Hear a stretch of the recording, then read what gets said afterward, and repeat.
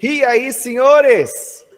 Sejam todos muito bem-vindos para mais uma extraordinária aula dos alunos Scopers. Assuntos da aula de hoje. Hoje, na nossa aula, nós vamos falar sobre módulo 5, corpo de borboleta. Módulo 6, sensor de temperatura. Sensor de temperatura tanto do líquido de arrefecimento quanto do ar.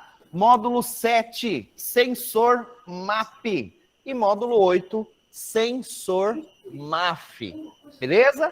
Então, vocês que estão aqui comigo nessa extraordinária aula, podem fazer suas perguntas sobre corpo de borboleta, sobre sensor de temperatura, sobre sensor MAP e sensor MAF, tá?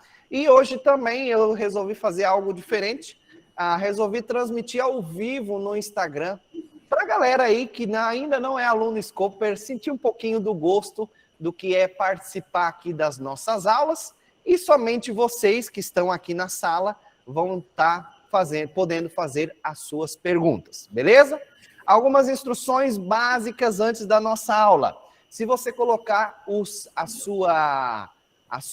seu mouse aqui no meu quadradinho, tá? Coloca o mouse aqui no meu quadradinho, vai ter um PIN, que é esse símbolozinho aqui. Quando você clicar nesse PIN, a minha tela vai ficar maior. Por quê? Porque determinados assuntos a gente vai desenhar, vai escrever aqui no quadro e vai ficar mais nítido para vocês. Outra recomendação, sempre que possível, assistirem alguma tela grande, um tablet, um notebook ou até mesmo uma televisão, para que você consiga pegar todos os detalhes.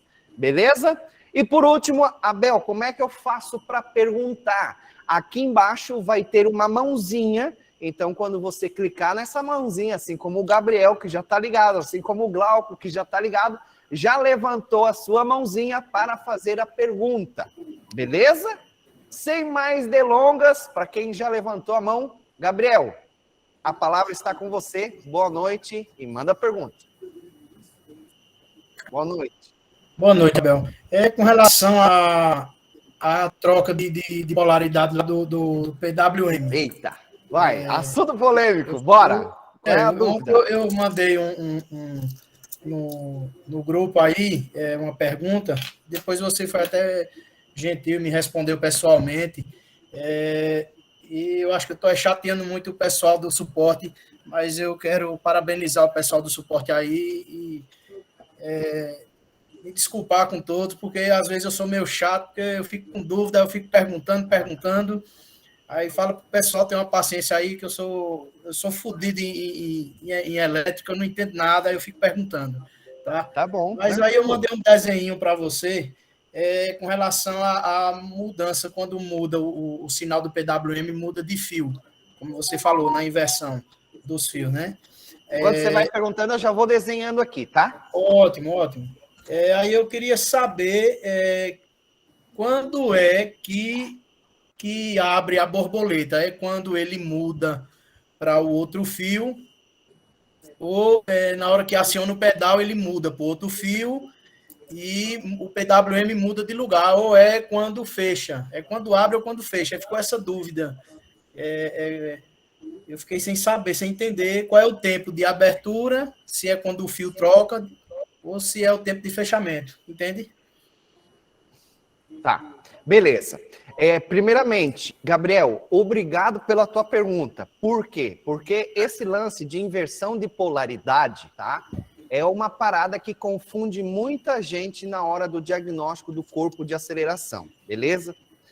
Vamos lá, eu vou tentar explicar isso desde o princípio para você entender.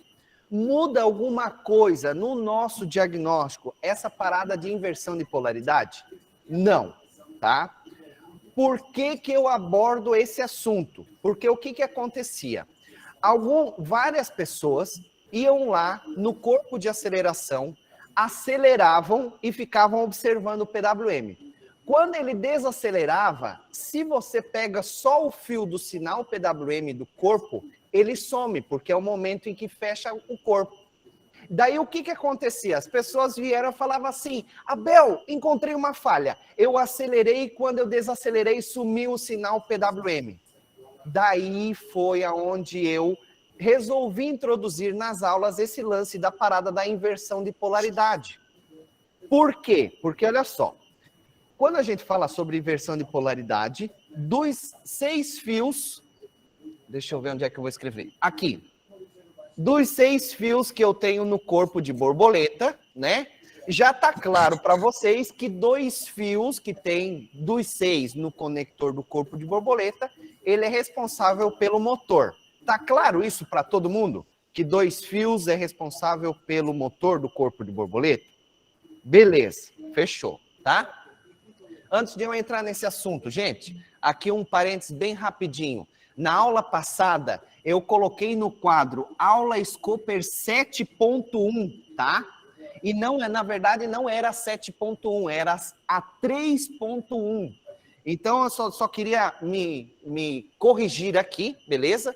Porque lá na plataforma vai estar a aula Scooper 3.1 e a aula de hoje é a aula 3.2. Quando você quiser rever a informação que eu vou falar aqui ou rever toda essa aula, você pode entrar lá dentro da plataforma que vai estar disponível para você.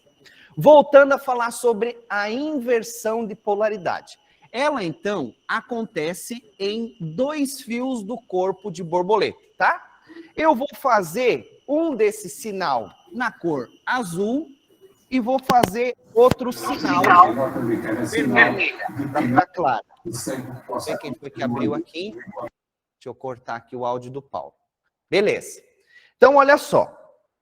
Precisa-se ter essa inversão de polaridade no corpo de borboleta, por quê?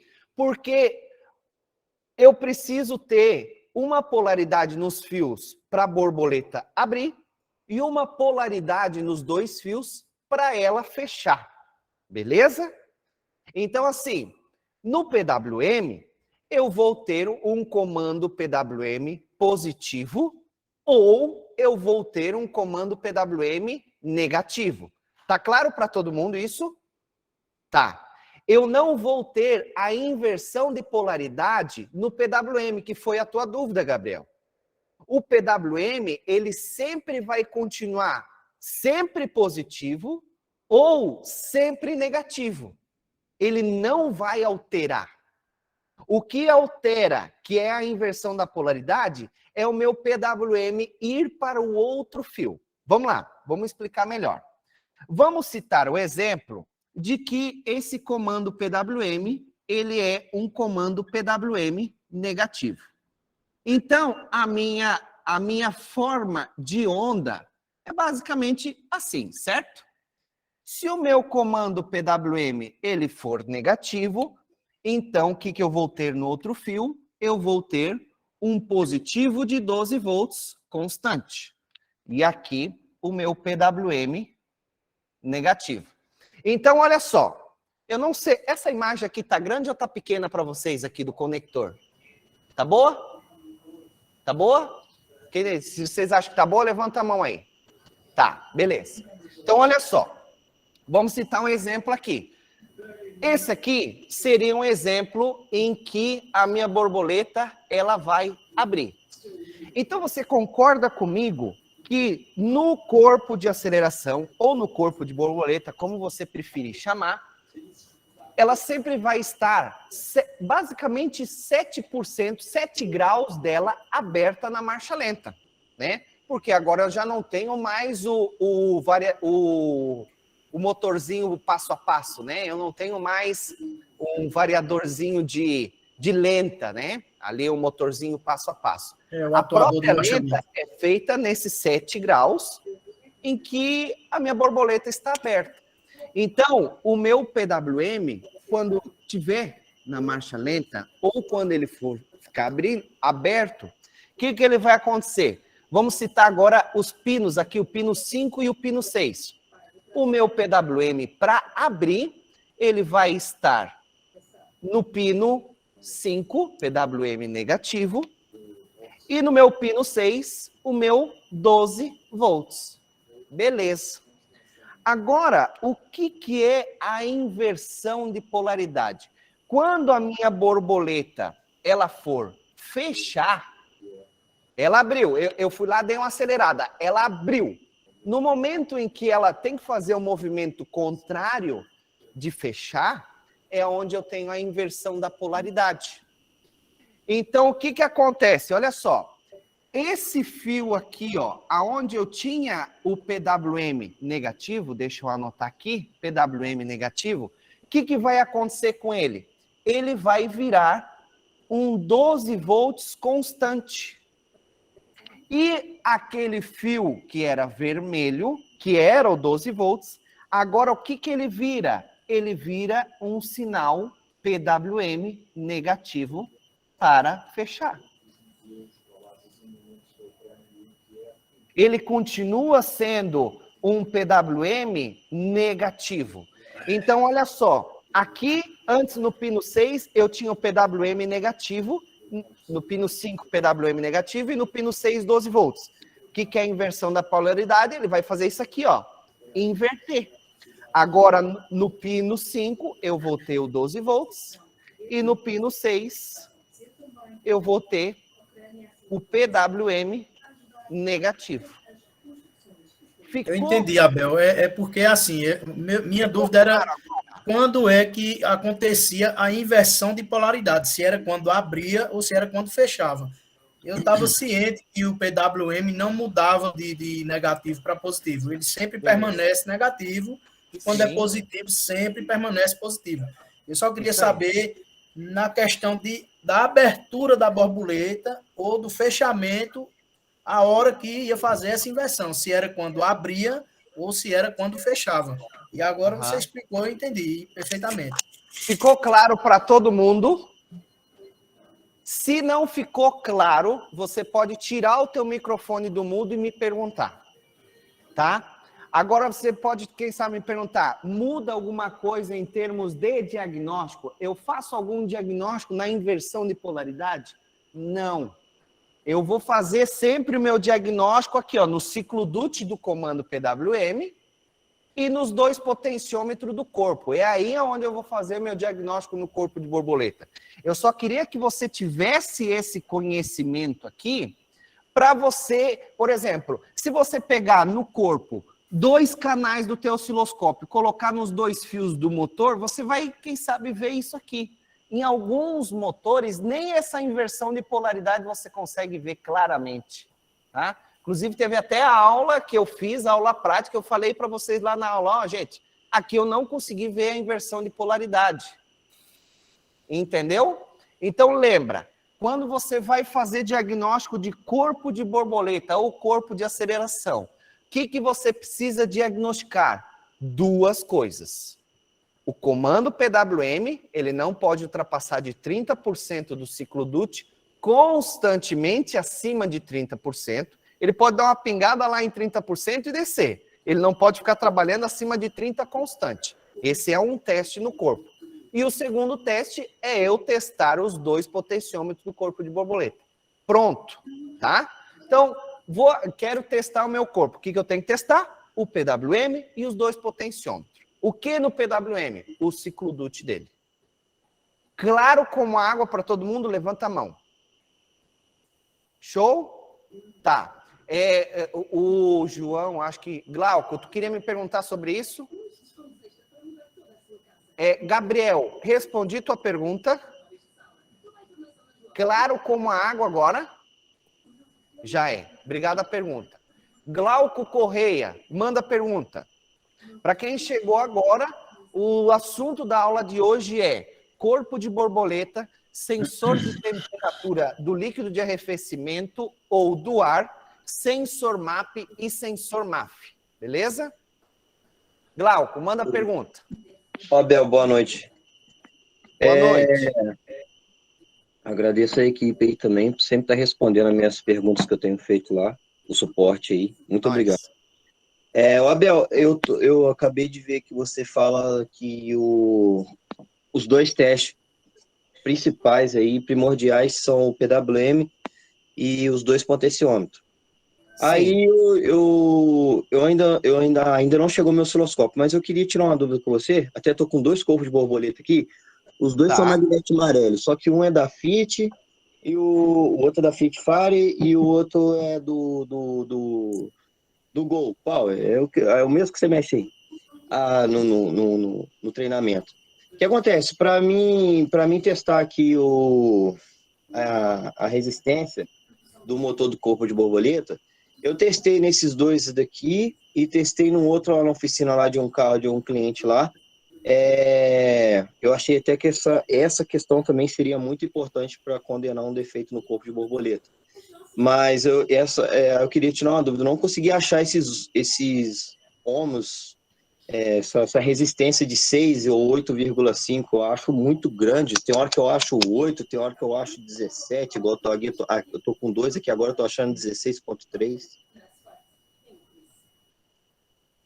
Tá, olha só. Beleza. O teste de resistência, ele sempre vai ser feito no motor do corpo de borboleta, beleza? Concorda comigo? Se eu tiver uma alteração na resistência do motor, ele vai me alterar o PWM também. Então, por muito tempo, eu também fui igual você, que eu testava sempre a resistência. Depois que eu entendi que o que eu deveria olhar era o ciclo DUT do corpo de borboleta, eu praticamente hoje não testo mais a resistência de um corpo de borboleta. Eu sempre vou no ciclo DUT. Por quê? Porque se a minha resistência estiver fora de parâmetro, vai alterar no comando PWM do corpo. Entendi. Entendeu? Entendi. Agora, beleza. O que você pode fazer como um parâmetro? Eu não sei o parâmetro de Paulo Viana. Mantenha o teu microfone no mudo, por favor, tá? O que você vai fazer? Cara, eu não tenho um parâmetro desse determinado componente. Então, você vai testar aquele mesmo componente do mesmo carro, 3 carros diferentes. Se em 3 carros diferentes ele der a mesma resistência, o mesmo valor de tensão, a mesma frequência, o mesmo ciclo DUT, por exemplo, beleza, agora eu tenho um padrão daquele determinado sinal, tá? Então, é isso que eu faço sempre quando eu não tenho um parâmetro de um determinado lugar. Sacou? Entendi. Ficou claro? Manda, pergunta. Tá bem claro. É porque o meu osciloscópio ainda não chegou e aí eu tô indo pelas coisas que restam, né? Aham. Aí eu testando aqui a resistência, poxa, eu vou testar a resistência aqui para ver se eu acho aquela resistência que o Abel falou lá no treinamento. Mas dos 3 corpos eu não achei. Eu achei uma vez só, eu abri com a mão ali, fechei, aí ele bateu os 6,5 ali, 6 ali, mas foi uma vez só, 2. Entendi. Tá, então o que eu vou pedir para você e, se possível, você faz, tá? Testa com o teu multímetro, os 2 potenciômetros, e se o teu multímetro tiver ciclo DUT e frequência, testa isso aí também, beleza? Eu tenho o ciclo DUT aqui, aí lógico, eu usei tudo isso, só que eu queria tirar essa dúvida, eu agradeço. Tá? Fica tranquilo. Assim, ó, gente, quando eu não tinha esse conhecimento aqui de resistência, de osciloscópio, cara, tudo que vinha na frente eu testava a resistência. Com o tempo, velho, eu vou dizer hoje, tá? A Bel de hoje raramente testa a resistência de alguma coisa. Porque sempre que a resistência estiver fora, vai alterar o meu sinal. Entendeu? Sempre, sempre. Tá? Então, vai no sinal que o diagnóstico é mais certeiro. E todo componente, ele seja um sensor ou seja um atuador na injeção eletrônica, ele vai ter um sinal, tá? Beleza? Para a galera que está aqui no Instagram, vocês estão perguntando, tenho dúvida. Não, as dúvidas de hoje, quem é que vai perguntar é os alunos do Scooper. Então, se você quer um dia ter o prazer de participar de uma aula dessa, você precisa se tornar um aluno Scooper da comunidade Scooper, daí eu vou deixar você perguntar, beleza? Então, a live que está rolando aqui no Instagram é um bônus, então assista aí e aprecie a aula de hoje, beleza? Bora! Anderson, manda pergunta.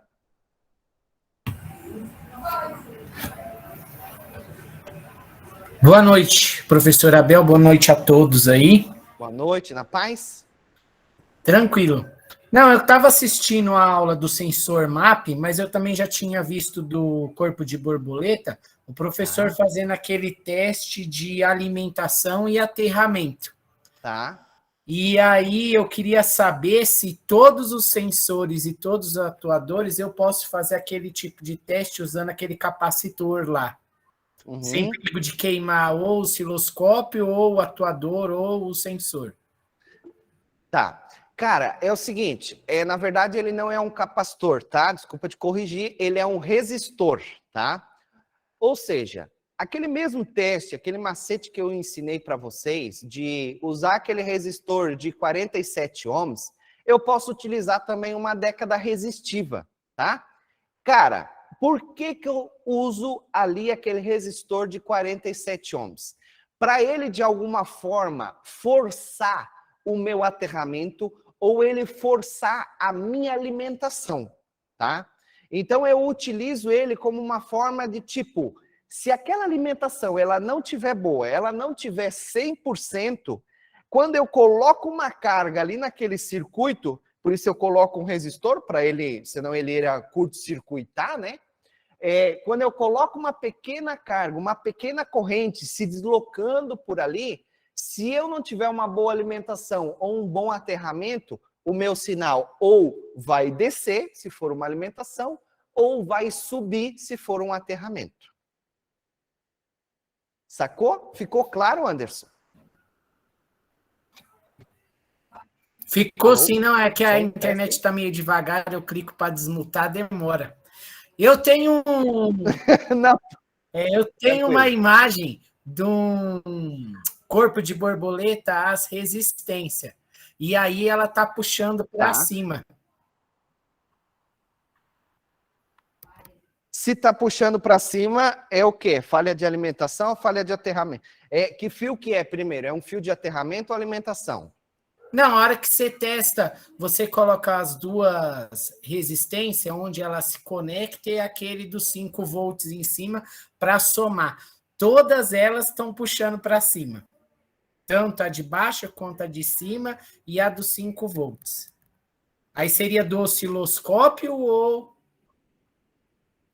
Tá, deixa eu entender. Por exemplo, você foi testar a alimentação de 5 volts, certo?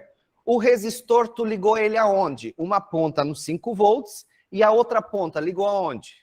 Não, as duas pontas eu liguei nos dois, nas duas resistências. Não entendi. Não, se eu te mostrar a imagem fica mais fácil. Tá. Eu não sei como é que você poderia me mandar uma imagem aqui. Não, eu posso compartilhar a tela. Ah, tá. Então compartilha aí para nós, vai lá. Compartilha a tela aí para eu entender a imagem. Sabe compartilhar? Vai ter um quadradinho com uma seta para cima. Você clica nessa seta. Não, eu sei, é que a internet está devagar. Ah, beleza. Prepara a pergunta aí, depois quem pergunta é o Neri. Neri Martins. Depois o Alex Silva. Prepara aí para nós. Tô vendo a galera aí tomar um chimarrão, tô louco para tomar um mate aí. Aqui no Nordeste, se o cara tomar um chimarrão, o cara morre queimado. Aqui é um calor infernal. Não, mas o chimarrão é bom para dar uma refrescada. Tenta ficar nos 35 graus e tomar um chimarrão, refresca. Faz o teste um dia para tu ver. Só quem é do Sul entende o que eu tô falando. Vai lá. Tá, deixa eu ver. Me explica aí essas imagens aí então, Anderson. Não, então, lembra que o professor falou que quando você testa as duas resistências, que uma sobe, a outra desce, elas cruzam, e elas não podem, a soma delas tem que dar 5 volts? Então, o vermelho em cima é os 5 volts da soma das duas. E embaixo são as duas resistências, quando você acelera que elas cruzam. Tá, olha só, eu já sei o que é que tá rolando nessa imagem aí. Coloca o teu mouse, consegue colocar o teu mouse em cima de uma puxada dessa? Aqui, assim. Aí, tá, beleza. Sabe o que é isso aí? Tá, olha só. Observa essa puxada para cima. Agora você vai olhar o distanciamento até a segunda puxada. Puxa o teu mouse na segunda puxada. Aqui. Tá, beleza. Agora puxa o teu mouse na terceira puxada. Olha que elas têm tudo a mesma distância. Vai lá. Na terceira, ali bem na reta do H embaixo. Pode ser aí também. Aí, pode ser aí também.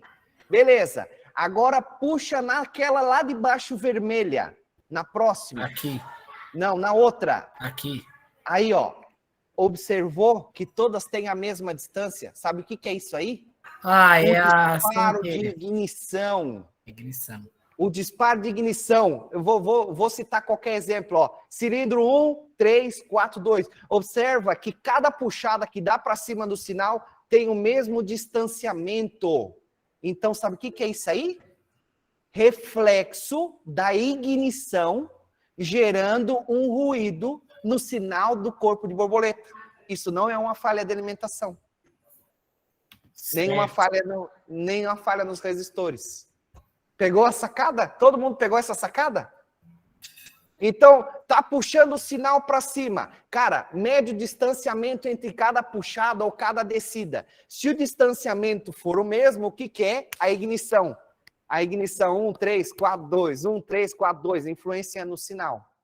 Se a ignição, lembra, eu falei em aula, sempre tem dois sinais que vai zoar outros sinais de outros sensores. Quem são eles? A ignição e PWM do corpo de borboleta. Esses dois caras vai refletir em MAP, vai refletir em MAF, vai refletir em sensor de temperatura, em pedal do acelerador. Esses dois caras, ignição e PWM de corpo, são os caras que geram ruído em vários outros sinais. Beleza? Então ali, nesse exemplo que você me mostrou, Anderson, obrigado pelo exemplo, é exatamente um reflexo ou um ruído gerado pelo osciloscópio. Não é defeito nas pistas. Fechou? Claro como a água agora? Sacou? Todo mundo pegou a sacada? Já é. Show. Eu não sei se ele caiu, eu acho que ele deve ter caído. A internet está devagar mesmo. Tá bom. Tá ruim, desculpa. Ficou claro agora, Anderson? Ficou, sim. Show. Não, só para saber, e então eu posso fazer esse tipo de teste da alimentação e do aterramento em qualquer sensor e atuador, sem medo. Cara, atuador eu não curto fazer tanto, tá? Eu gosto mais, eu faço mais ele em alimentação 5 volts, tá? Em aterramento também. Beleza?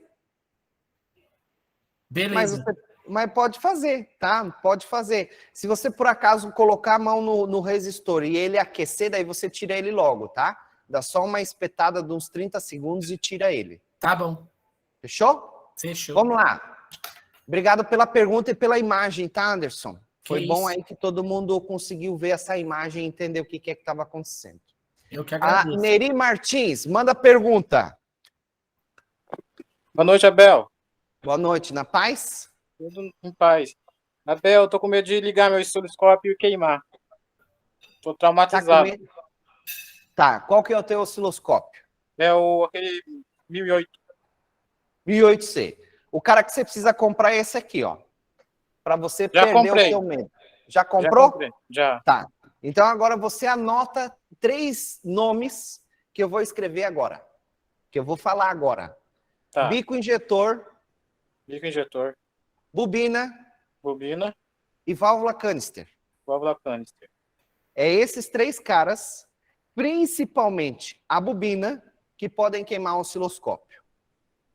Sim. Nesses 3 caras, você vai utilizar o atenuador. Nos outros pode tirar. Pode tirar, ok? Agora um outro macete. Agora. Quem que pode queimar o teu osciloscópio? Atuador.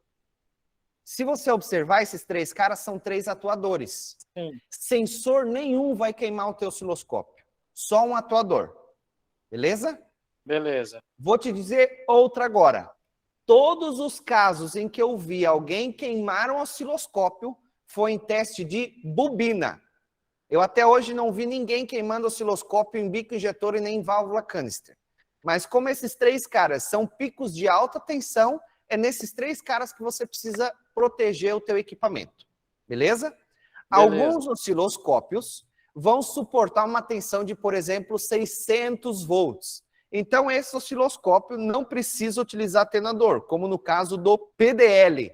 PDL suporta essa tensão, então, o osciloscópio dele. Então, você não vai precisar utilizar atenuador. Beleza? Beleza. Perdeu o medo de queimar o osciloscópio agora, Neri? Tô perdendo. Já Vamos é. devagar. Outra perguntinha, bem rápida. Manda. Não tem nada a ver com a aula de hoje, mas eu queria saber. Tá. Eu peguei um Fiesta 2013 e ele estava falhando. Daí eu passei o scanner, daí eu falha múltipla. É em inglês lá o código. Acho que é P300 ou 300. Múltiplos cilindros. É, isso.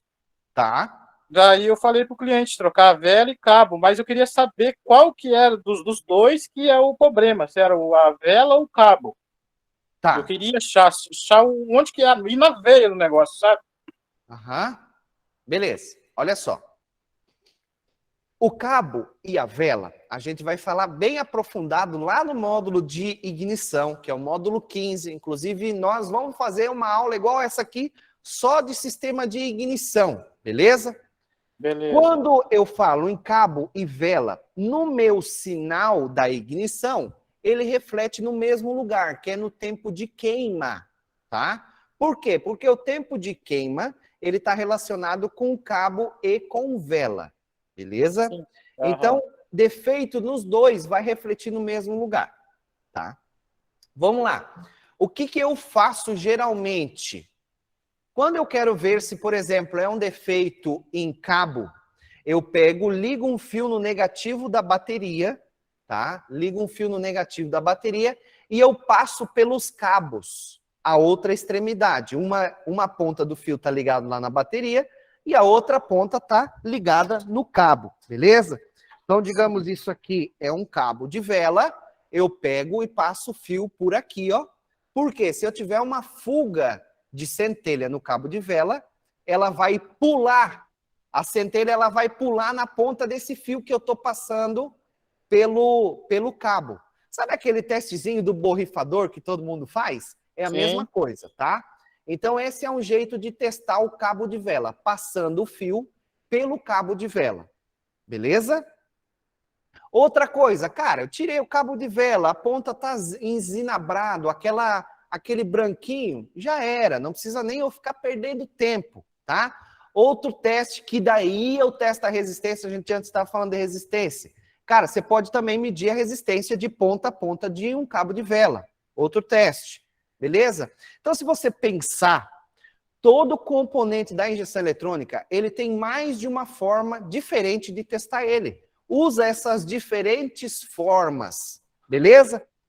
E outra, tudo que você tem mais de um no carro, você compara entre eles. Então, se eu tenho 4 cabos de vela, compara a resistência dos 4 cabos de vela. Se eu estou lendo o sinal da ignição, eu leio o sinal dos 4 cabos das 4 ignições e comparo entre elas.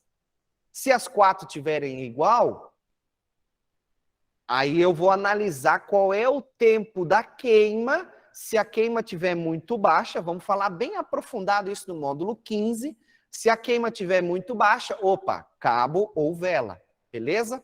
Mas, cara, geralmente é 30, 40 mil quilômetros, 60 mil quilômetros o período de troca dos dois, ok? O cabo estava enzinabrado, eu fiz a troca do cabo e vela, dormiu. Já era. Pegou enzinabrado, não fica perdendo tempo. Qual que é o nosso intuito? Fazer um diagnóstico rápido. Essa é a nossa missão em todo diagnóstico. Arrancou o cabo, tá enzinabrado? Cara, já bota no orçamento o jogo aquele de cabo. pauzinho igual talco, né? Que você fala, né? Oi?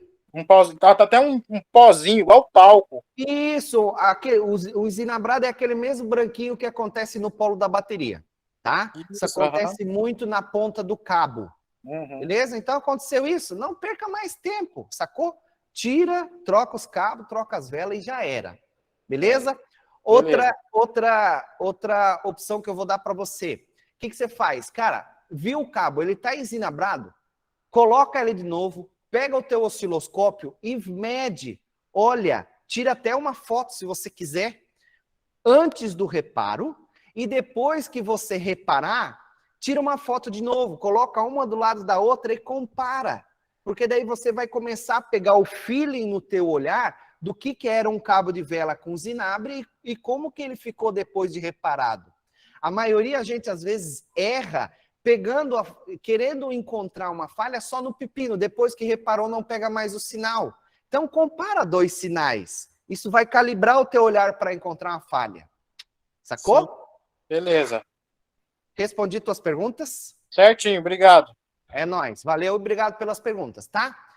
Alex Silva, depois o Lindonardo.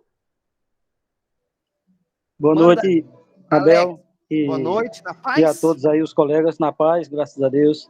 É nóis. Abel, veja só, como eu já mencionei em outras aulas, eu sou só um entusiasta e gosto dessas suas aulas, a forma de ensino, ela é bem intuitiva. E veja só, eu comprei o osciloscópio eu já estou terminando o curso já de Scoper, porém não estou executando nada ainda. E eu tenho uma dúvida com relação ao Go G4. Não sei se só ele ou se outros da linha Vox. Ele não tem o sensor MAP? MAF?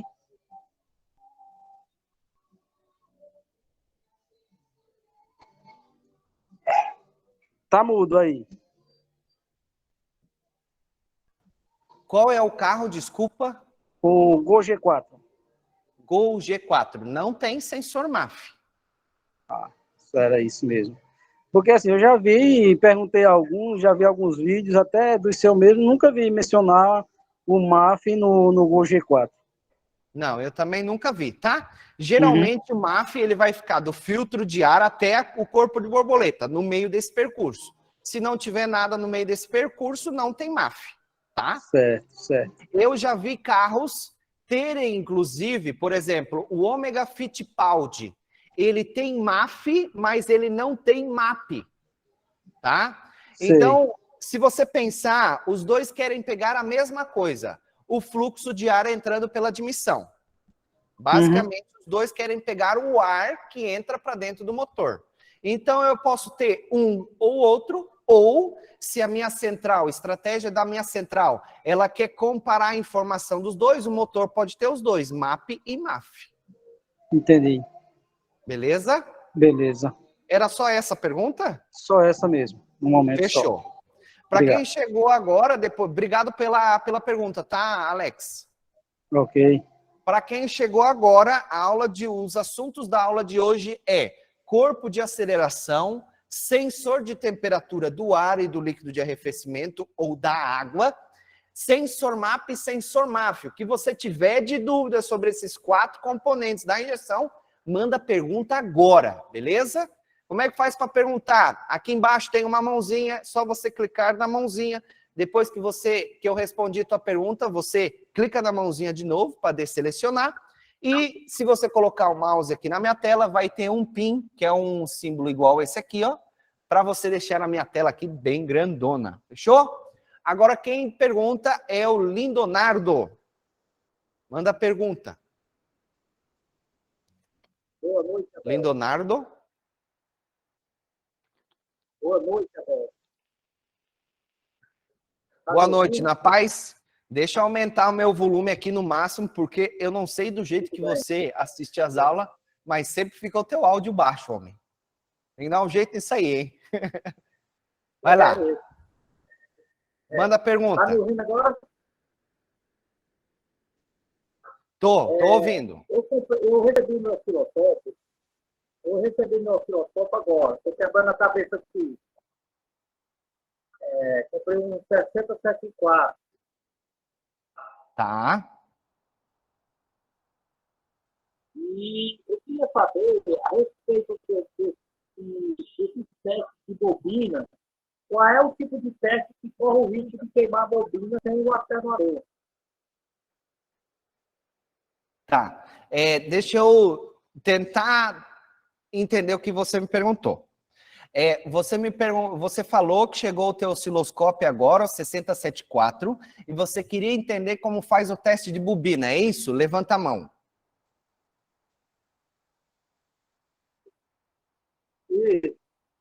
Tá, beleza. Olha só. Gente, eu vou fazer uma aula, eu prometo ser para vocês que já está no nosso script, tá?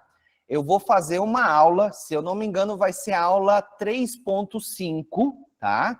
Eu posso até dizer quando que vai rolar essa aula. Vai rolar no começo de abril, mais ou menos. Vai ser uma aula só sobre sistema de ignição, tá?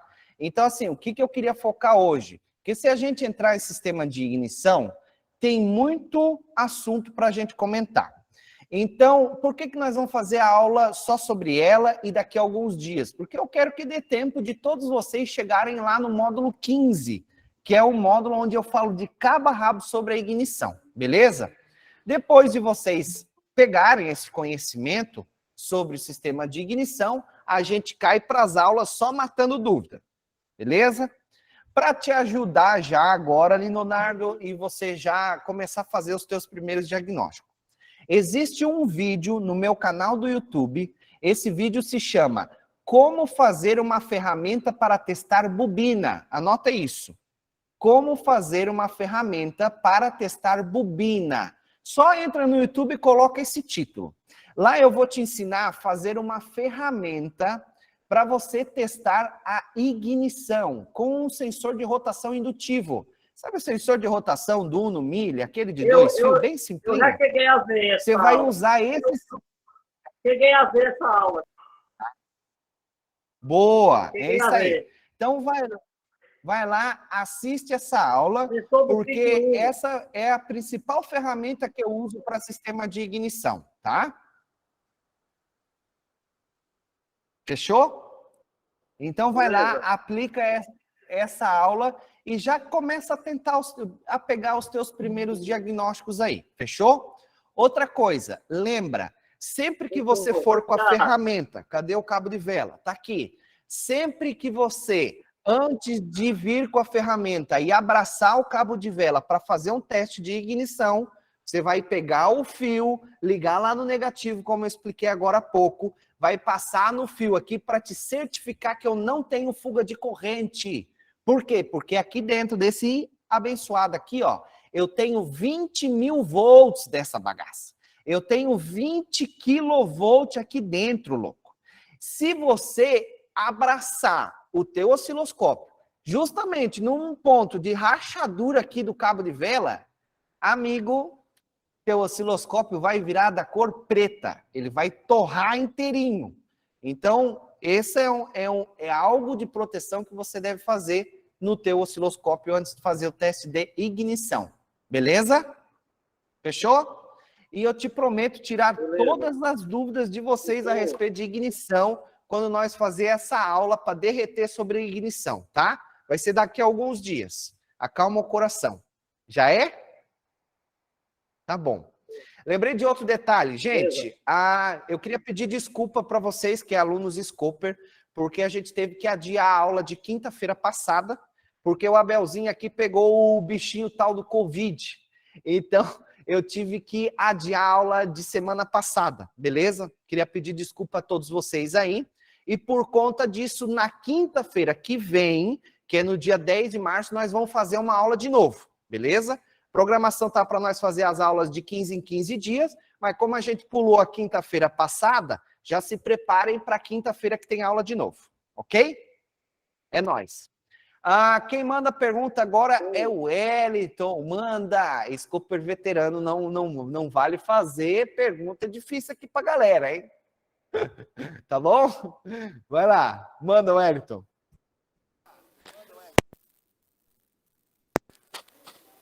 Tá ouvindo? Tô ouvindo. Pode mandar a pergunta. Minha pergunta é sobre sensor de temperatura. Tá, manda. Temperatura do qual quê? que é a Temperatura do motor? Do motor. Do motor qual? Da água ou do ar? Do líquido de arrefecimento. Tá, vai, manda. Porque o outro vai medir a temperatura do ar, o outro vai medir a temperatura do motor, né? Tá, já é. Então, qual que é a melhor opção ou o melhor caminho? Testar ele frio ou ele na temperatura de trabalho? As duas? Os dois, amigo. Os dois. Quando vai fazer teste de sensor de temperatura do líquido de arrefecimento, a gente riu porque Uma vez um cara falou assim, Abel, não é a temperatura da água, é do líquido de arrefecimento. Depois dessa eu nunca mais esqueço, dá vontade de rir. É a mesma coisa, chama do jeito que você quiser, tá tudo certo. Exatamente. Sempre você faz o teste dele frio, tá? Tipo assim, Certo. o que eu gosto de testar a temperatura do líquido de arrefecimento ou da água? Eu gosto de chegar de manhã cedo, o carro repousou, ou deixar ele com o capô aberto aí umas 4 horas para ele esfriar bem o motor, ou chegar de manhã cedo, liga o osciloscópio, liga o carro com o motor frio e vai por 10, 15 minutos acompanhando ele fazer toda aquela queda de tensão. A minha temperatura do motor subindo e o meu valor de tensão descendo. Ok? Certo. Ok. Então, Porque na verdade eu consegui fazer, né, o teste em um carro, mas ele chegou já quente na oficina, e aí eu fiquei com esse negócio na cabeça. Falei, mas o ideal... Olha só desculpa te cortar, tá? Tranquilo. Mas é porque em 2 palavras tuas eu já consegui pegar a tua pergunta. É porque assim, olha só, ele chegou quente, ele tá a 98 graus. Vamos colocar 95 graus ele tá. A ventoinha, geralmente ela liga no 98. Se passar muito, ela vai ligar no 105. Então, de 95 graus a 105 graus, eu vou ter pouca diferença de tensão. Então, eu não vou ver essa queda da tensão conforme ele aquece, entendeu? Sim. Então, por isso eu gosto do motor estar lá nos seus 50 graus, mais ou menos, eu testar ele até ligar a ventoinha, conforme ele vai aquecendo, posso acompanhar pelo scanner ou pelo ponteiro do painel, se ele tiver, e dos 50 graus até ligar a ventoinha lá no seu 100 graus aproximadamente, entendeu? E daí eu consigo ver a queda de tensão dele conforme a temperatura sobe. Beleza? Perfeito. Era essa a pergunta, Wellington? Por enquanto, sim. Já é. Tá bom. Nice. Alguém mais tiver Valeu. pergunta sobre sensor de temperatura, pode perguntar, tá? Obrigado pela pergunta, Wellington. É nóis. Alex Silva, você queria fazer outra pergunta ou você esqueceu de baixar a mão? Quer fazer outra pergunta? Faz aí. Não, creio que toquei sem querer mesmo. Foi sem querer. Tá, beleza. Então eu vou abaixar a mão para você aqui. Aí, já é. Neri, Valeu. manda pergunta. Outra perguntinha. Cadê? Na linha Fire, se eu desplugar o plug do sensor de temperatura, ela tem que armar a ventoinha ou na linha Fire não funciona isso? Sim, Arma. porque o que acontece? Só para você entender como que funciona a estratégia da minha central. Esse lance de eu desligar o plug da temperatura e ligar a ventoinha é puramente uma estratégia da minha central eletrônica. Como que ela pensa? Ela fala assim, cara, eu não tenho a referência. Desligou o plug. A minha central eletrônica fala, cara, eu não tenho referência de sensor de temperatura da água. Então eu não sei se essa bagaça tá quente ou se tá frio. Se eu não sei se tá quente ou frio, para garantir, eu vou ligar a ventoinha. Porque se esse troço estiver aquecendo, não vai torrar o meu motor. Então é essa a estratégia da minha central eletrônica em desligar o sensor de temperatura e armar a ventoinha. Beleza? Alguns carros, o que acontece? Ela só faz alguma atuação depois de um tempo. Então, ela vai falar assim, opa, desligou o sensor de temperatura, eu não estou mais recebendo sensor de temperatura. Beleza, vou ficar aqui esperando alguns segundos, ou 1 minuto, 2 minutos, e ver o que vai acontecer. Cara, já estou aqui há 30 segundos, não sei a temperatura. Cara, já estou aqui há 1 minuto. Não sei a temperatura. Pum! Ativa o estado de emergência e liga a ventoinha. Então, alguns vai depender de central para central. Alguns vai ser algo até imediato. Desligou a temperatura, já vai ligar a ventoinha. Outros eu posso desligar o sensor de temperatura e demorar 1 minuto, 2 minutos aí para ativar a ventoinha. Beleza? Ok. Mas é uma estratégia da central. Fechou? Fechou. Gente, perguntas sobre corpo de aceleração, perguntas sobre sensor de temperatura, sensor MAP e sensor MAF. Beleza? Se vocês não abrirem a cordiona ou não abrirem a boca e perguntar. Eu subentendo aqui que vocês estão craque nesses assuntos, ok? Então, deixa eu instigar um pouquinho vocês. Corpo de aceleração. Ficou claro? Teste do potenciômetro, teste do PWM. Sensor de temperatura. Ficou claro como que você faz o teste da temperatura do arrefecimento e como que você faz o teste do ar? Sensor MAP. Ficou claro os testes em que você tem que fazer do sensor MAP? Em aceleração e em desaceleração? Ficou claro qual é os valores que você vai encontrar no MAP? Sensor MAF. Ficou claro para você como você testa o MAF analógico que varia em tensão? Ficou claro como você testa o sensor MAF digital que varia em frequência? Se você tiver alguma pergunta, aqui embaixo tem uma mãozinha, levanta e eu estarei disponível aqui até às 8 horas, tirando todas as dúvidas de vocês. Já é? Anderson, manda a pergunta. Então, professor, no sensor MAP, né, que ele mede a pressão dentro do coletor. Para fazer o teste e ver se ele está funcionando, eu consigo ligar o TCP junto e ver o mesmo gráfico? Sim, consegue sim. Tá? Porque o que vai fazer? Os dois vão fazer o mesmo movimento, né? Olha só, o que faz o meu TCP, né? O que é o transdutor de compressão? O meu transdutor de compressão, ele vê tanto quando eu tenho vácuo, né? Quando está puxando a pressão, quando está empurrando, né? O vácuo ou a pressão. Então, dentro do meu coletor de admissão, eu vou ter esse mesmo movimento, vamos dizer assim. Então, eu quero comparar se o MAP está fazendo uma leitura certa. Eu posso instalar o meu transdutor de compressão em algum lugar da admissão e os dois sinais vão fazer o mesmo movimento. Beleza? Era essa a pergunta, Anderson? Não, aí eu posso colocar no mesmo lugar que eu coloco do vácuo. Pode. De vácuo. Isso, pode. Sempre o transdutor de vácuo, TVA, na admissão, ou meu transdutor de compressão, para comparar e fazer esse teste no MAP, eu procuro um bom lugar de sucção, tá? Um lugar onde tem bastante vácuo. Heron, você fez uma cara meio que assim, que porra é essa que eles estão falando? Quer entender melhor? É que eu não cheguei nos transdutores ainda, aí eu dei uma boiada legal.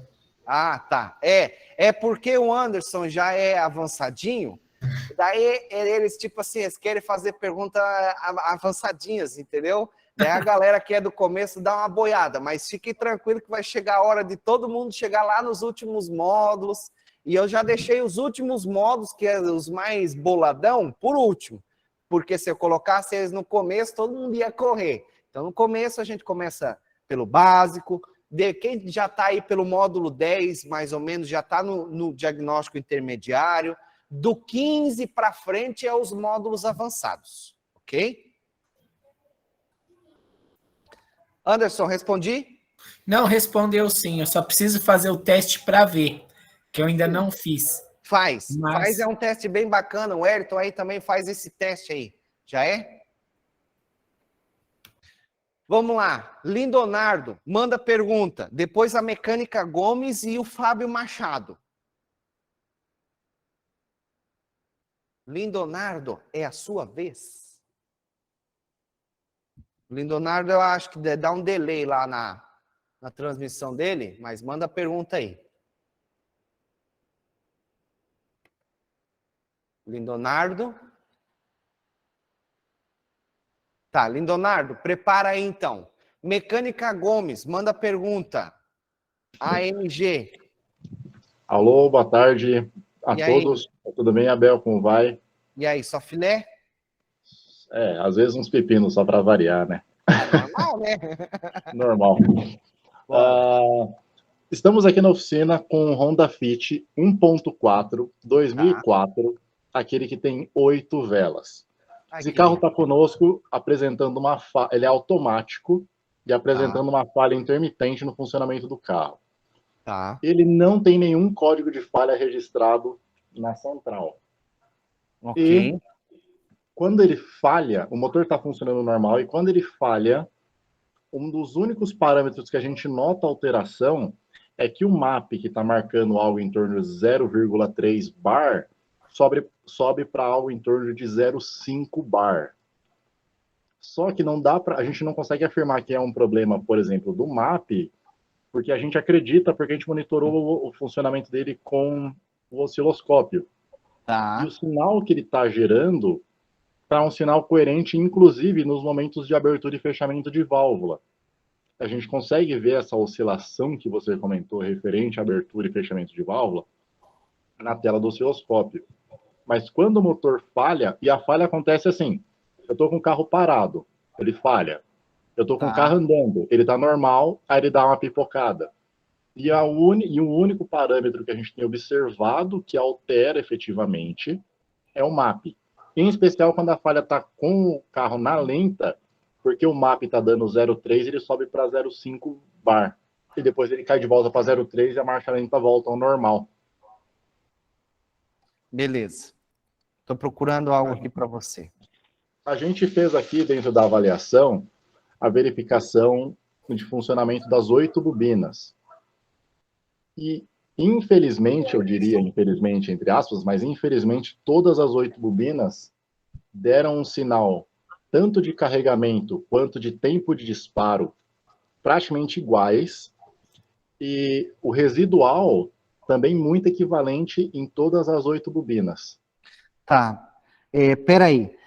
Eu fui procurar aqui e acabei viajando num pouco o que você falou. Você falou que foi testar as ignições e todas as bobinas praticamente iguais, é isso? Correto. Tá, beleza. Olha só.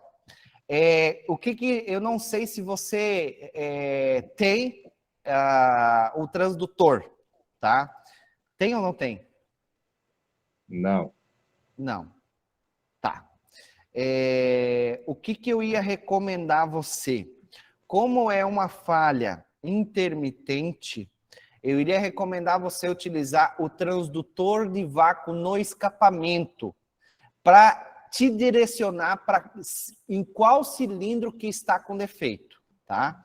Quando eu pego esses casos assim, ó, de falha, que eu não tenho código de falha nenhum registrado no meu scanner, o primeiro teste que eu faço é o que a gente chama de TVE, transdutor de vácuo no escapamento. Tem uma aula, agora deixa eu compartilhar aqui a minha tela com vocês. Tem uma aula em que eu fiz no meu canal do YouTube, que é essa aula aqui, ó. Qual cilindro está com defeito? Interpretação do transdutor de vácuo no escapamento, tá? Você dá uma olhadinha nessa aula aqui, ó, tá? Tá disponível lá no meu YouTube para quem quiser assistir. E eu falo justamente sobre isso, sobre as falhas intermitentes, em que eu não sei qual que é o cilindro que está com defeito, beleza?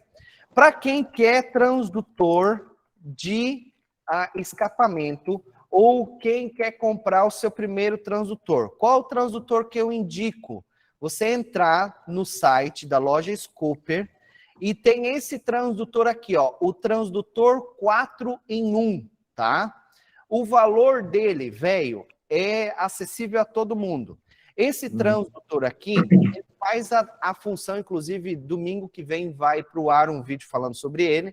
Ele faz o TVA, o TVE, transdutor de vácuo na admissão, transdutor de vácuo no escapamento, ele é um transdutor de ressonância, e ele é um transdutor de vácuo do cárter também. Então, ele é um transdutor com 4 transdutores em um único transdutor. Beleza? Então, esse aqui seria um equipamento assim, que iria te ajudar muito nesse teste desse Honda Fit que você tem aí. Beleza? Então, assim, quando eu tenho falha intermitente, cara, o primeiro cara que eu faço é o TVE. Beleza? Assim, para me direcionar. O que você pode fazer também? É o que um colega aí acabou de falar. Você comparar o quê? O tempo de carga, o tempo de queima, que é o principal, e o resultado da bobina.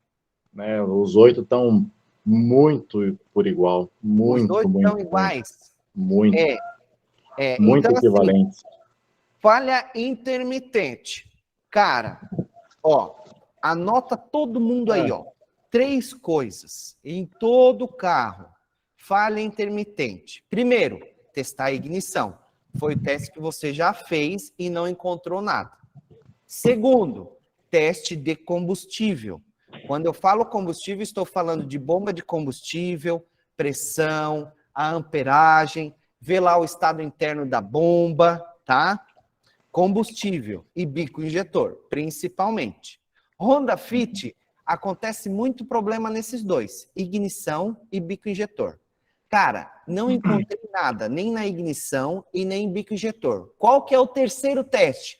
Compressão de motor, tá? Então, por exemplo, você que não tem transdutor ainda, qual é o teste que você vai fazer? Com o relógio de compressão. Só que aí, quando você tiver transdutor, você vai ver que você tem várias formas de medir uma compressão de motor. Você pode usar um transdutor de vácuo na admissão, você pode usar o relógio que você já usa, você pode usar um transdutor de compressão, tá? Você pode utilizar vários caras diferentes para medir a compressão. Então, assim, é primordial. Basicamente, todo carro que eu diagnostico, primeiro são esses 3 caras: ignição, combustível, bico injetor e compressão do motor com o transdutor de vácuo na admissão, tá? Se vocês levarem esses 3 testes para todos os testes que você fizer, cerca de 80% dos... Não, vou reduzir isso aí. Cerca de 60% dos carros que você pegar na tua oficina, você vai matar de maneira rápida, tá? Todo mundo me pergunta assim: Abel, por onde que eu começo? Qual é os primeiros testes que eu faço? É esses 3. Ignição, combustível e compressão, estado interno do motor, tá? Então, olha só, na ignição, eu vou ver bobina, cabo e vela. No combustível, eu vou ver bico, bomba, pressão, RPM da bomba, estado interno da bomba. Na compressão, o que eu vou fazer? Eu vou usar transdutores. Posso pegar pelo sinal a pulsação do MAP que você já pegou? Só que se eu tenho uma diferença pequena pela pulsação do MAP que vê o estado interno do cabeçote, eu não vou conseguir ver. É aí onde entra os transdutor. Porque, digamos, se 3 cilindros tiver 100%, e um cilindro tiver 80%, é no transdutor que você vai conseguir ter essa sensibilidade maior. Quando você colocar o transdutor, você já vai analisar compressão, vedação de válvula, junta de cabeçote, comando de válvulas torcido. Tudo isso a gente vai aprender lá no módulo de transdutores também. Beleza? Certo. Então, eu cheguei a cogitar um eventual problema. Eu cheguei a cogitar um eventual problema de aterramento, mas a gente também não conseguiu fechar um problema de aterramento, porque se eu ligo o ar-condicionado, que é uma carga adicional para o motor, a gente consegue fazer ele falhar com uma frequência um pouco maior. Porque se eu estou no neutro, se eu estou no neutro e eu coloco num drive e eu estou rodando com o carro, ele tende a fazer mais. Mas, por exemplo... Quantos mil quilômetros tem esse Fit? 130. 130. Que ano que ele é? 04. 2004, com 130 mil quilômetros. Olha, eu me arrisco em dizer que pode ser até o óleo do câmbio automático te dando problema aí, hein? O fato dele ser automático, a gente não tem nenhuma falha registrada na central do câmbio, mas também faz a gente ter uma dúvida a respeito disso, porque você está andando com o carro e ele fica cortando de maneira muito esporádica. Você pode ter problema aí, tá? Outra causa... Outra causa que acontece bastante também é entupimento, né? É um óleo aí que, pensa, esse carro, ele é um 2004. Vamos começar pela lógica aqui, ó. Um carro 2004. Atualmente, ele tem 18 anos. Tem 130 mil quilômetros, ou seja, um carro pouco rodado. Para 18 anos é pouco rodado, 130 mil km, tá? Esse óleo já está aí 18 anos, amigo. Eu me arrisco em dizer que você tem algum problema em câmbio automático, hein? Tá? A gente está suspeitando muito disso. Se você tem Abel. aí algum colega que domina esse assunto aí, Neri, quer compartilhar alguma coisa? Abel, não poderia ser o alternador desse carro? O problema no regulador de voltagem? Cara, pelo que o Gomes me falou, é bem uma falha intermitente, como se fosse uma falha de cilindro mesmo, sabe? Como se fosse uma falha de ignição. Ô, Abel, Manda, Mário. essa falha que acontece é só andando com o carro? Principalmente quando tem carga, né, Gomes? Isso, principalmente com carga, mas às vezes o carro parado num semáforo, ele chega a apagar, mesmo estando num neutro. É muito comum dar esse tipo de defeito nesse câmbio CVT, naquelas duas válvulas que vão bem em cima ali, em cima do câmbio CVT. Quando você vai andando assim, parece corte de ignição mesmo, dá um soquinho assim e depois vai. Tá? Eu olho e a limpeza nessas válvulas. Agora, se é parado, já não interfere, mas andando, eu já peguei vários sítios. Tá? Dá um cheque nisso aí, tá, Gomes? Nós estamos bem Legal. pertinho da falha. Legal, estamos cercando ela, vamos fechar isso daí. Fechou? É nóis. Valeu, Espero ter obrigado. contribuído aí, tá? Tamo junto. Vamos lá. Fábio Machado, depois o Mário Thomas. Dúvidas da aula de hoje. Corpo de borboleta, sensor de temperatura, sensor MAP, sensor MAF. Manda. Fábio Machado. Oi. Manda. Cara, eu cheguei um pouco atrasado hoje na aula aqui por causa da minha internet, não estava muito boa, né, cara? E eu não conseguia acompanhar, tipo, esse gráfico que tu tem atrás ali, que de repente de corpo, de sensor, MAF e MAP. E daí não tem como nós fazer um resumo para a galera que chegou depois também? Claro que depois não. A gente vai acompanhar, né? Depois a gente vai acompanhar. Eu vou honrar, não por você, tá, Fábio? Porque eu faria com toda gratidão. Mas em honra a todos aqueles que chegaram às 6h30 na aula, eu vou te pedir para você assistir a gravação depois. Não fica bravo comigo. Não, assisti, mas eu tinha ali uma dúvida no sensor MAP, tá? Então manda. Pressão no coletor. Impressão no coletor. Pressão. Tá, numa Meriva 2010. Tá. Daí, com pressão. Meu osciloscópio chegou essa semana. Estou começando agora no osciloscópio, né, cara? Já consegui fazer algum diagnóstico, aí já consegui fazer alguma coisa. Né? Estou acompanhando bastante. Só que eu não consegui os parâmetros, né? Não tenho os parâmetros dele, né? Dei só pelo scanner, tá? Então, ele tá atuando, ele atua, né? Daí, o que pode estar acontecendo ali? Pode ser ter uma falha também lá de válvula, né? Alguma coisa. Então, eu não sei os parâmetros direito dele para nós poder pegar, né? E como é que eu vou te dizer assim, para ter a leitura exata com o osciloscópio, né? Tá.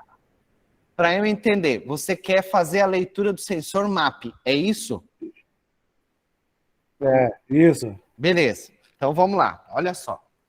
Deixa eu apagar aqui. Esse gráfico doido aqui que a gente estava falando, tá? É sobre a inversão de polaridade no corpo de borboleta. Isso aqui é um assunto assim que é um pouquinho chatinho de entender, mas depois que você entende, fica bem claro, beleza? Inversão de polaridade não influencia muito no diagnóstico que a gente faz, porque no corpo eu sempre vou testar o PWM e os 2 potenciômetros, mas você precisa saber o que é a inversão de polaridade no corpo de aceleração. Vamos lá. Matando agora a tua pergunta sobre o sensor MAP, tá? MAP, olha só. Eu sempre vou fazer o primeiro teste no meu sensor MAP na marcha lenta. Ou melhor, antes de eu fazer na marcha lenta, eu vou fazer com o carro desligado. Olha que doido. Desligado. desligado. Ou seja, se eu só ligar a chave e pegar o sinal do MAP, eu já vou ter um valor de tensão nele desligado. Depois, já pegando o sinal do MAP mesmo, tá? Você vai fazer um teste em marcha lenta, ML. E depois você vai fazer um teste em aceleração. Fechou? Então, é 3 testes que você deve fazer no sensor MAP. Primeiro, com ele desligado. Segundo, com ele em marcha lenta. Terceiro, com ele em aceleração. Ah, Abel, pô, mas eu não sei qual dos fios é o sensor MAP. Você pode pegar primeiro o sinal ele na marcha lenta, achar uma tensão dele, tá? Depois desligar ele e fazer o outro teste aqui dele desligado. Vamos começar pelo quê? Pela minha marcha lenta. Então, eu não sei qual dos fios ali é do MAP. Agora, eu posso te dizer uma coisa. Olha só, sacada para todos aí.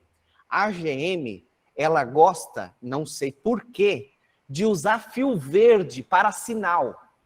Então, se você for lá no MAP da Meriva, você vai ver que tem um fio verde. É no fio verde que é o sinal, tá? Não sei por que a GM gosta de fazer essa doideira, mas ela faz, tá? Então, Fábio, amanhã você vai fazer o teste no MAP, vai de cara já no fio verde, que eu já te dei essa dica agora aqui, ok? É nele o quê? Que eu tenho o meu sinal. Então, no MAP, eu vou ter lá o quê? Eu vou ter um conector, né? De 3 ou de 4 fios, tá? 1, eu vou ter uma alimentação de 5 volts. 2, eu vou ter um aterramento. 3, eu vou ter um sinal do MAP. E 4, eu também vou ter um sinal de temperatura. Ah, Abel, eu tenho um MAP de 3 fios, então é essas 3 coisas aqui, ó. 5 volts, negativo e sinal do MAP. Se foram de 4 fios, eu tenho 5 volts, negativo, sinal do MAP, sensor de temperatura. Aonde que eu vou fazer o meu diagnóstico principal? Aqui, no sinal do MAP, porque esse sinal, ele oscila. Em desligado, em marcha lenta, em aceleração, ele vai ter valores de tensão diferentes, beleza? Agora, respondendo o que é que você quer aí, tá? Você falou assim, Abel, eu quero entender o valor do MAP. Primeiro, preciso te dizer que as aulas lá da plataforma Scooper, tá todas elas bem recheadinha, bem bonitinha. Se você quiser ir bem aprofundado, assiste as aulas lá do MAP. Mas como eu estou querendo aqui te ajudar já nesse pepino da Meriva aí, vou te passar de uma forma assim bem resumida aqui, ok? Então vamos lá. Com o motor na marcha lenta, quanto que tem que dar o meu sinal do MAP aqui? De 1,3 a 1,8 volts, beleza? Quando for um carro assim, carrinho novinho, um carrinho mumuzinho, aquele carrinho com 10 mil, 20 mil quilômetros, um carro que eu posso considerar ele quase novo. O meu sinal do MAP, ele vai estar bem baixinho. Ele pode estar até aqui, ó, 1,1 volt, quando ele é bem novinho. Conforme eu vou tendo desgaste do motor, conforme eu vou perdendo o assentamento de válvulas, esse meu valor de tensão vai aumentar.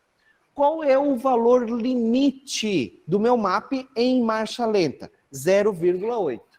Se ele tiver 2 volts ou mais de 2 volts, eu já tenho um possível defeito.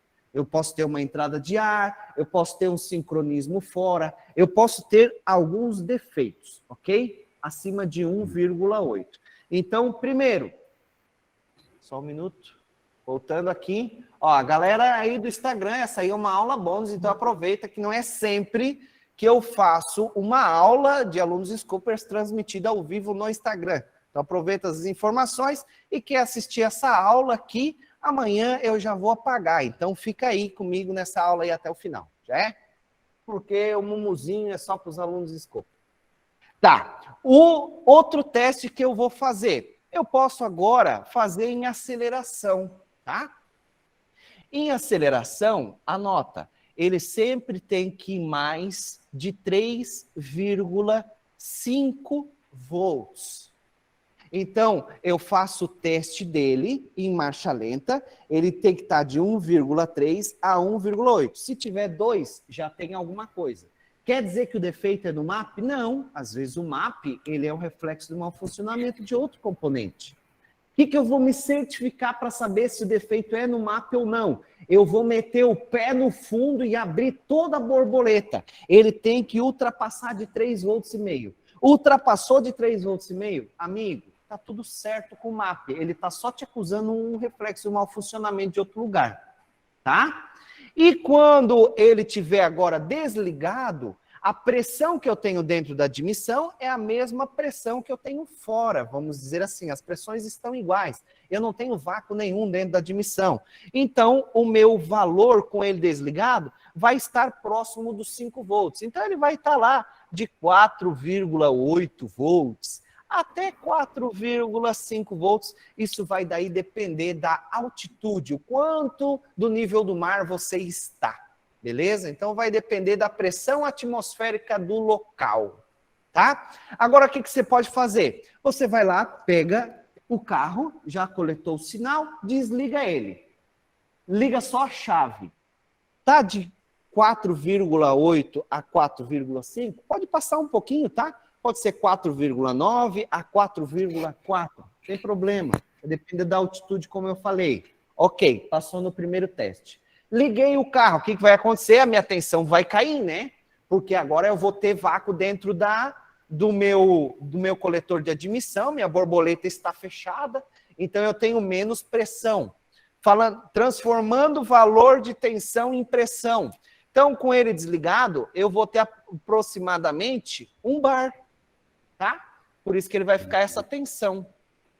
Quando eu ligar ele, a minha tensão vai baixar e a minha pressão também vai baixar. Eu vou ter de 0,3 a 0,4 bar, que eu também posso falar que ele vai estar de 300 milibar a 400 milibar. No momento em que eu acelerar, o que ele vai tentar buscar? Chegar lá perto do 1 bar, porque a minha borboleta vai abrir. Quando abre a minha borboleta, a mesma pressão que eu tenho fora vai ter dentro do meu coletor de admissão. Então, nesse momento de aceleração, ela vai tentar buscar 1 bar aqui, ó. Ela vai a 0,8, a 0,9 bar, tá? Ou 0,7 a 0,9 bar. Ou de 700 milibar a 900 milibar.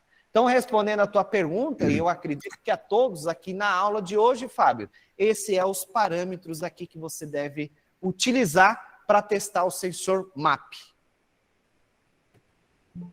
Top, claro, top. Claro como água? Claro. É que não abriu, eu acho que no curso, como é recente, né, não abriu esse módulo ainda, então eu não consegui, tô começando. Daí esse lance de pressão, esse lance de vácuo, para você entender melhor isso, tá tudo bem esmiuçadinho lá dentro das aulas do MAP, tá? Aí você vai entender melhor isso, porque assim, alguns falam que dentro do meu coletor de admissão eu tenho vácuo. Outros falam que eu tenho pressão dentro do vácuo. Então, nas aulas do treinamento Scopper, eu deixo isso bem esmiuçado para você entender. E daí você pode usar a unidade de medida que você quiser para a admissão. Pode utilizar o vácuo ou a pressão, isso vai ficar bem claro para você aí. Fechou? Claro como cara, valeu. Vamos lá, é nóis. Obrigado, tá? Obrigado pela pergunta, espero ter te ajudado aí. E usa esses parâmetros aí para fazer o teste da Meriva amanhã aí, tá? É nóis, valeu, obrigado, tá? Vamos lá, 5 minutos para encerrar a aula. Pergunta do Mário, depois o Valdeci, depois o Everaldo e depois o Jean. Manda. Pergunta polêmica. Ai, lá vem ele. Manda. Eu tô com que nós mata no peito e chuta no gol, vai. Eu tô com um pepino aqui. Um gol AP 1.8, 97, 4 bico. Para de mexer com isso, Mário. Para. Vai, tô brincando. Eu achei que fosse fácil. Eu achei MI, vou matar no peito e chutar para gol.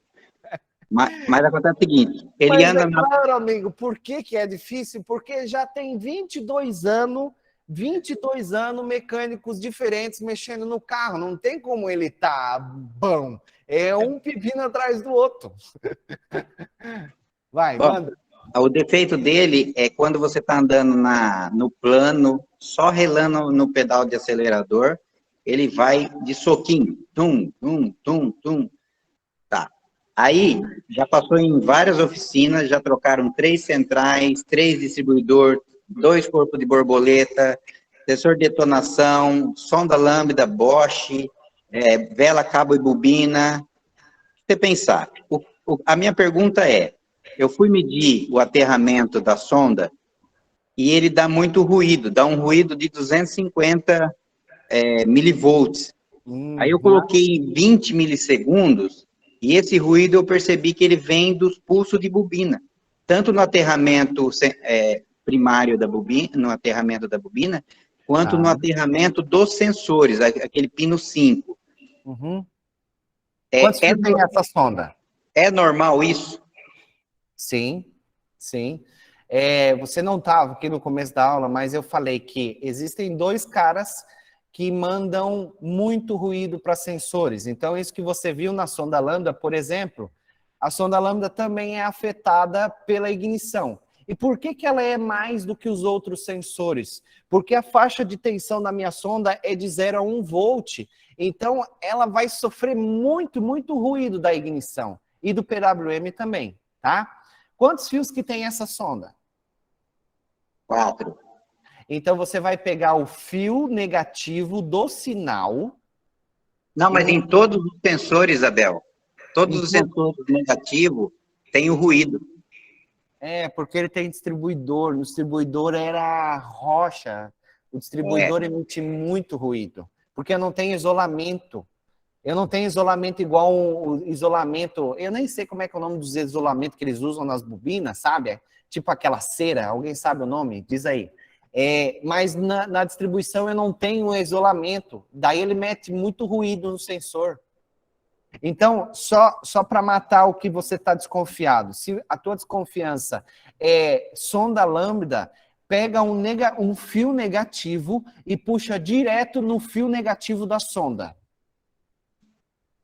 E também essa sonda, ela não é planar, ela é estreita. Eu não tenho PWM nessa sonda, então você também pode colocar um outro fio puxando direto da bateria no fio de aquecimento da sonda. Pegou a sacada? Peguei. Puxa um fio direto mesmo. Ah, Bel, mas e se fosse uma sonda de um fio? Eita.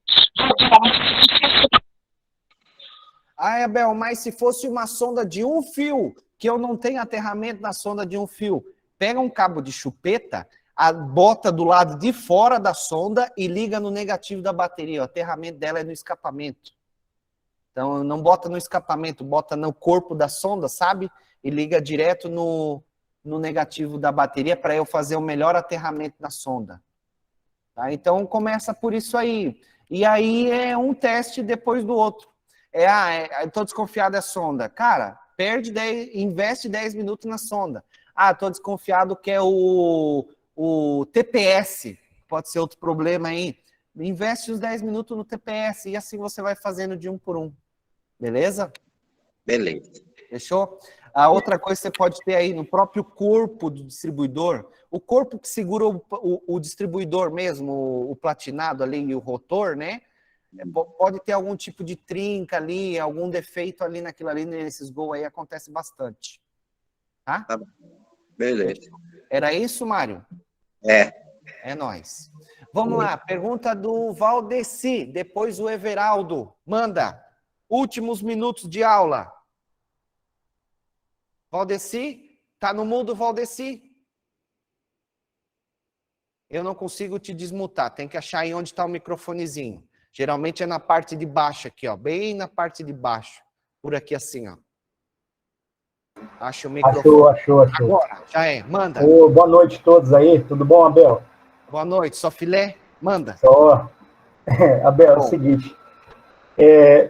Tem alguma relação do sensor de freio com o corpo de borboleta no Fox A111? Uhum. Porque o meu Fox é meu, tá? Ele tá dando umas falhadas, cara. Quando eu tô andando, ele dá aquela refugada, aí eu tiro o pé, acelero, ele vai embora de novo, depois que acelera. E eu troquei esse sensor e não deu nada. Quantos fios tem esse sensor? Acho que é 4. 4. Sabe por que ele tem 4? Porque um fio é para acender as luzes traseiras. As luzes da lanterna traseira, informar quem está vindo atrás de ti que você está freando. Tem outro fio que informa a minha central eletrônica, dos 4 fios, estou falando de 4 fios do interruptor do freio. O interruptor que vai no pedal do freio mesmo. Um fio, ele avisa a central, central eletrônica, o cara pisou no freio. Por quê? Que ela tem que avisar a minha central eletrônica. Porque no momento que você está pisando no freio, não tem o porquê a minha central eletrônica injetar combustível. Certo. Então é o que a gente chama de shut-off, que é o corte de combustível. Então agora você me perguntou, Abel, que relação tem o interruptor do freio com o corpo de aceleração? Porque ele não tem... A minha central vai entender assim, cara, se ele está pisando no freio, ele não quer acelerar, então fecha a borboleta também. Tá? Então, tem total... Ele pode estar com defeito de um mau contato ali, ou se uma lâmpada tiver queimada também, pode... Não, se uma lâmpada tiver queimada, não vai te gerar falha no motor. Agora, se você tiver interruptor, velho, no interruptor do freio eu já vi acontecer de tudo. Eu já vi carro falhar, eu já vi carro não pegar, eu já vi acontecer de tudo no fio do interruptor do freio. Mas, Abel, vê só, desculpa aí entrar na conversa com vocês dois aí. Ajuda eu aí. Vai, manda. Que no caso dessa luz aí de farol, aí não tem relação com PWM, porque aí eu ouvi um relato aqui do pessoal conhecido aqui e deu um problema no carro por conta da lâmpada que estava com defeito, entendeu? Por conta dessa questão do PWM.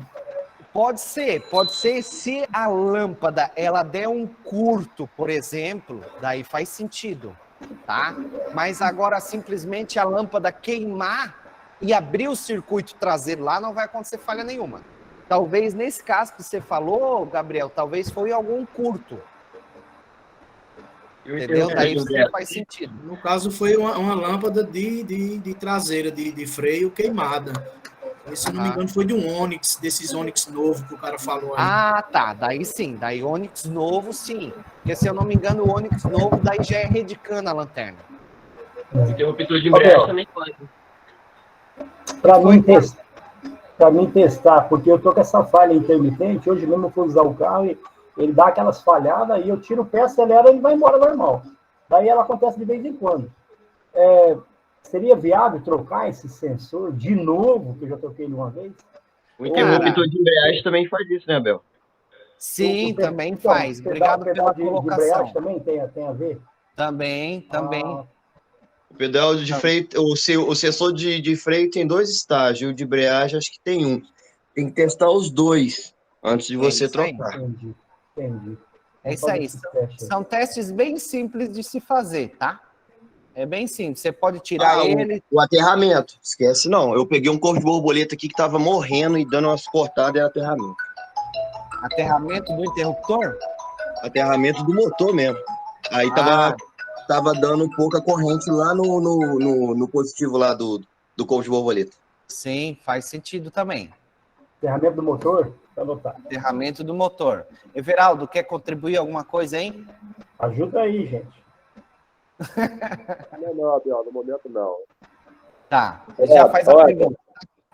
Eu passei por isso agora com um Polo. Era só a lâmpada do freio queimada. Você ia com ele na estrada, ele morria, você apertava o pé, ele retomava, depois morria novamente, e era só a lâmpada de freio do lado do motorista queimada. Ele não chega a morrer, ele desacelera e você tira o pé. Eu fui viajar para feriado agora, aí você tira o pé e aí ele pega de novo e vai embora e... Deu nada. É isso mesmo. Você tira o ele corta, você baixa o pé de novo e ele vai-se embora. Você chegou a olhar essa lâmpada, se ela tinha dado a lâmpada e acabou o problema. Troquei a lâmpada, acabou o problema. Você passava o scanner, ele dava falha no interruptor de freio. E como é que tava as costas, assim, da lâmpada? Tava meio Não, ela torradinha? estava normal, só queimada. Ela só estava Lâmpada. queimada. Abel, eu fiz um teste aqui com o scanner num ponto. E deu problema também na lâmpada de freio do carro aqui. E o cara disse que estava com probleminha também. Aham. Conta disso. Então, é doideira. Né? Quanto ao sensor do acelerador, não tem nada a ver, né? Eu acho que também tá conectado, que é tudo conectado esse negócio aí. Meu patrão, eu acho que o senhor deve trocar essa lâmpada para ver, né? Aí acaba esse problema. É que é muito simples, assim, e barato também, né? As lâmpadas 4 pila, interruptor mais uns 20 pila, então... Vou checar. Na dúvida, troca e já era. Começa Inclusive, pelas coisas simples. A lâmpada do blacklight que tem a traseira pode ser também que influencia, né? Porque ela também acende. Pode, eu já vi blacklight dar curto na tampa traseira e dar essas loucuragens aí também. Lâmpada de LED. Lâmpada de LED, também. Não, eu não gosto de usar essas lâmpadas de LED, não. Quando eu vejo algum carro chegando aqui na oficina, eu arranco tudo fora. Beleza, então. Valeu aí, galera. Uma boa noite para todos. Tá bom? Valeu, Valdecir, Abel, manda bala e depois dá um feedback para nós o que foi essa falha aí, tá? Opa, tá bom, tranquilo. Vamos lá. Últimas perguntas, Everaldo, depois o Jean, e a gente encerra a aula de hoje. Manda, Everaldo. Eu estou com um problema aqui no Peugeot 308 PHP. O que está acontecendo? Não tem acelerador. Eu já testei os cabos até a central. Um dos cabos está quebrado em algum lugar. E eu ainda não consegui localizar. Eu tenho um pedido, se tiver alguém aí que tem um esquema elétrico, no Peugeot 308 PHP 2013, pudesse me servir. Aí, show. Qual grupo que tu tá? Qual grupo que tu tá, Everaldo? Lembra o número? Aluno Scopers, número tal. Oi? Acho que é o 3. 3 não tem 3. Não, 6. é o último grupo agora. Começou o outro. 7.0. Então, quem tá aí no grupo 7.0, se tiver o esquema do THP 308, é isso? Isso. 300 Peugeot 308, 2013, manda lá no grupo, beleza? É isso, Everaldo? É isso aí. Obrigado aí, ó. É nóis. O Jean queria perguntar, não quer mais? Senhores, agradeço a atenção de todos. Espero Opa, quero sim, que não estava achando o microfone aqui. Tá. Então manda, o Jean é o último e a gente encerra, vai. Ó, eu peguei um Uno 96, monoponto. Fui testar o sensor TPS dele, não chega a 5 volts. Testei a alimentação do módulo, aterramento do módulo, normal. Só que ele não chega a 5 volts com o sensor TPS. Ele vem quanto na alimentação? 0, nada. Nada? Nada. Tá, beleza. Olha só. Primeiro você vai consultar um esquema elétrico, tá? Porque existem alguns... Peraí. Existem alguns sensores TPS que a minha alimentação de 5 volts é compartilhada, eu até inclusive falo isso em aula, a alimentação 5 volts é compartilhada com outros sensores. Então, se por acaso você pegar alguma falha... Não, eu já peguei o diagrama elétrico, ele não é. Esse um é direto para a central, eu já verifiquei o chicote, já não tem nada que confira. Então, possivelmente... Já abri a carcaça da central para conferir, não sai. E já troquei a central, coloquei um outro com a mesma numeração, e mesma coisa. Agora, eu não sei se a outra central tá com problema ou não. Mas dar o mesmo problema é meio difícil. Então, eu ia falar que você pode ter um possível defeito no regulador de tensão. Mas nesse caso... Porque, por exemplo, quando você liga a chave, ele tem que ir 5 volts, correto? Aham. Não vai. E funcionando, você, tipo, o sinal dele, tipo, fica travado em 10 volts, ele fica o oposto. Como assim o oposto? Ele fechado fica em 6, né? e aperto, ele diminui. Ele fica o oposto. É um Uno, não é? Isso. É 2001. É Smart. Falei errado o ano dele. Olha, falha engraçada, tá? Se eu não me engano, o TPS do Uno, ele é de baixo para cima. Ele é de 0,5, 500 milivolts até 4,5, mais ou menos. Ele fica em 10 volts, depois ele muda para 11, depois cai para 9. Cara, Aí você acelera, cai para 3, 4. Tá. Dá uma checada na alimentação desse carro, do alternador, alimentação da central eletrônica, até mesmo bateria e aterramento, tá? Acho que Não, mas então, por exemplo, assim, quando liga a chave, ele não teria que ir 5 volts? Então, é aí que tá. Se eu não tenho uma boa alimentação entrando na central eletrônica, eu não posso exigir que tenha uma boa alimentação saindo dela. Então, por exemplo, por que a minha central eletrônica ela alimenta 5 volts? Porque ela recebe 12 volts da minha bateria. Então, se, por exemplo, eu já peguei casos de ter curto na bateria e ela não alimentar 5 volts. Como pode ser o regulador de tensão da minha central. Como você já trocou a central eletrônica, pode ser que eu peguei um regulador de tensão nas duas, que eu acho que não é o caso, mas eu voltaria, eu começaria o inverso. Alternador, bateria, alimentação, aterramento do carro. Beleza?